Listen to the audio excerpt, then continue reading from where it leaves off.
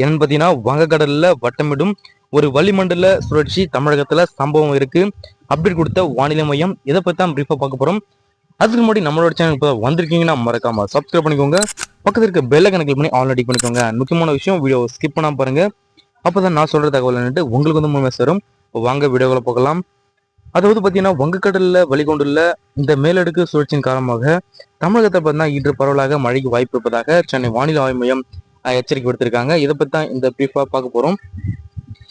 அதாவது என்ன சொல்ல வராங்கன்னா, தெற்கு கேரள கடற்கரை பகுதிகளை ஒட்டிய தென்கிழக்கு அரபிக்கடல் பகுதிகளை பார்த்தீங்கன்னா ஒரு வளிமண்டல கிழக்கு சுழற்சியின் காரணமாக தென்கிழக்கு மற்றும் அதனை ஒட்டிய தென்மேற்கு வங்கடல் பகுதியில ஒரு வளிமண்டல மேலடுக்கு சுழற்சி நிலவுகிறதாகவும் இன்று அதாவது ஜனவரி 3ஆம் தேதி பார்த்தீங்கன்னா நேற்று தினம் பார்த்தீங்கன்னா தமிழகத்துல ஒரு சில இடத்திலையும் புதுவை மற்றும் காரைக்கால் பகுதியிலும் பார்த்தீங்கன்னா லேசான மிதமான மழை வந்து பெய்யக்கூடும் என்ற எதிர்பார்த்த நிலையில நேற்று வந்து பார்த்தீங்கன்னா அங்கங்கே ஒரு பரவலாக காணப்பட்டது.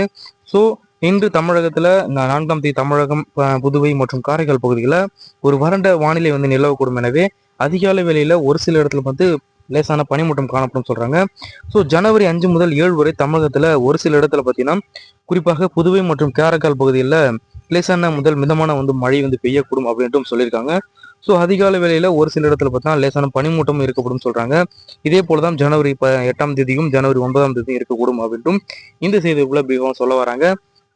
ஸோ குறைந்தபட்ச வெப்பநிலை பொறுத்த மட்டும் என்னன்னு பார்த்தீங்கன்னா 24 மணி நேர குறைந்தபட்ச வெப்பநிலை மாறுதலை பொறுத்தவரை இன்று முதல் ஜனவரி 7ஆம் தேதி வரை தமிழகம் மற்றும் புதுவை காரைக்கால் பகுதியில் குறைந்தபட்ச வெப்பநிலை பார்த்தீங்கன்னா ஒரு சில இடத்துல ஏற்கனவே சொல்ல மாதிரி 2 to 4 டிகிரி செல்சியஸ் வரை படிப்படியாக குறையக்கூடும் அப்படின்ட்டும் இந்த செய்திருப்புல அடுத்த தரமா சொல்ல வராங்க. ஸோ இது போன்ற இன்ஃபர்மேஷன் பற்றிய கூடுதல் தகவலை உடனுக்குடன் துல்லியமாக தெரிஞ்சும் அப்படின்னு நினைச்சீங்கன்னா கீழே இருக்க ரெட் கலர் பட்டனை கிளிக் பண்ணி சப்ஸ்கிரைப் பண்ணிக்கோங்க. பக்கத்தில் இருக்க பெல் ஐக்கன் கிளிக் பண்ணி ஆல்ரெடி பண்ணிக்கோங்க. நன்றி, வணக்கம்.